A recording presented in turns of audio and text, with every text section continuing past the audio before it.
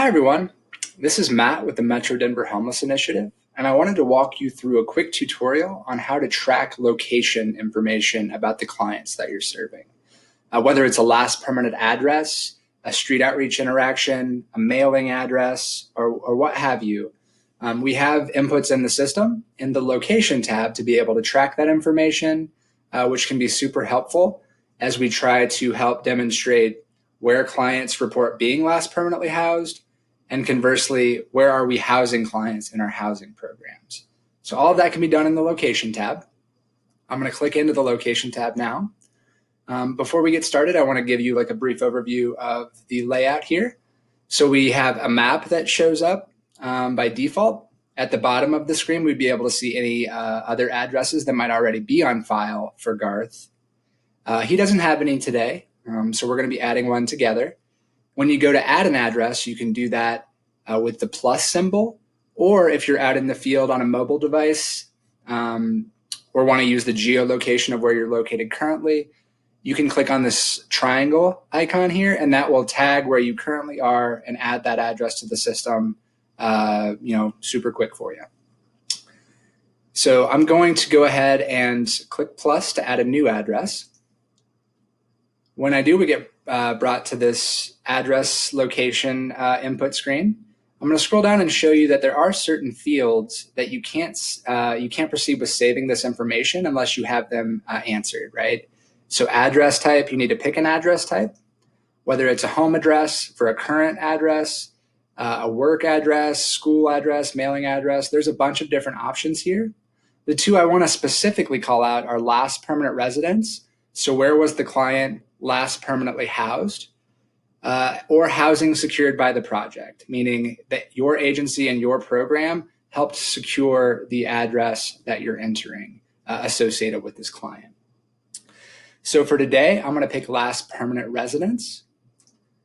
I'm going to give it a name, and by name, it's just asking for a name that uniquely identifies this address for you. It can be whatever makes sense to you. I'm going to call mine Park Avenue because I'm entering an address about Park Avenue. That's where this address is located. You could call it, Garth's last housed address, whatever makes sense to you. You can report on this field in Looker. So it's really up to you and your naming conventions and how you choose to do it, but you do have to give it a name. Next up, we have to click Add Location, which is going to bring this map interface up. Again, you could click Current Location. It'll geotag for you. Or you could start typing into the address bar. All you really need is a zip code to make this happen. If that's all the information the client knows, like is the zip code of where they were last permanently housed, you could do it that way. It finds Denver, Colorado. I could select it, and that's good enough for what the HMIS leads are hoping to get out of this. If you want to track this specific street address, you can do that too. So like 711 Park Avenue West. That's not quite enough information because there's a number of different Park Avenues across the country. So if I said Denver, then it finds the right one. I could select it. It finds that address and I could add it.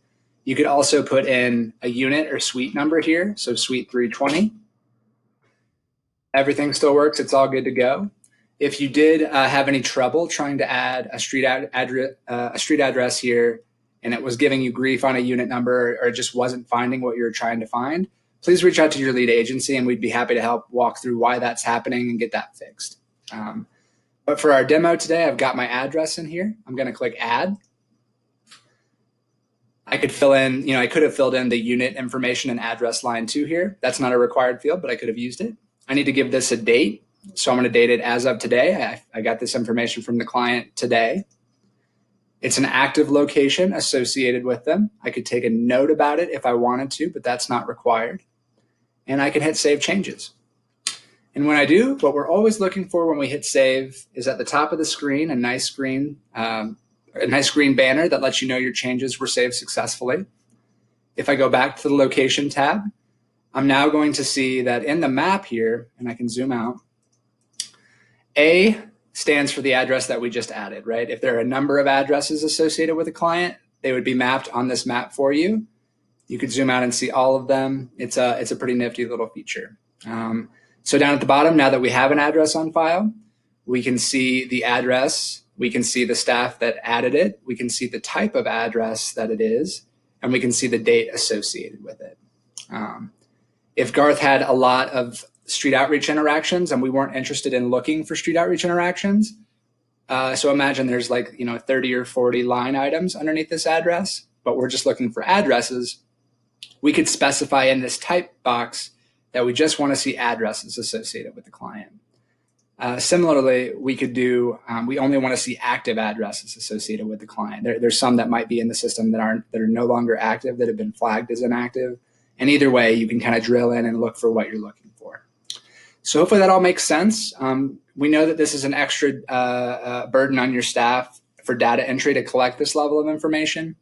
But we ask that if the client is willing to at least give you the city or the zip associated with where they were last permanently housed, we can start to help inform when people ask us questions like, we think there are a lot of people moving here from out of state to experience homelessness. And we can say, well, with the data that we actually have on hand, most people in the system are reporting being last permanently housed in Colorado.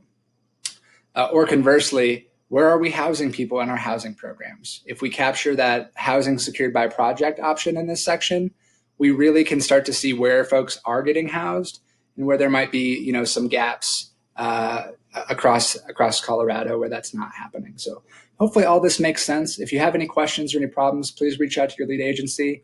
We appreciate you, and we're here to help.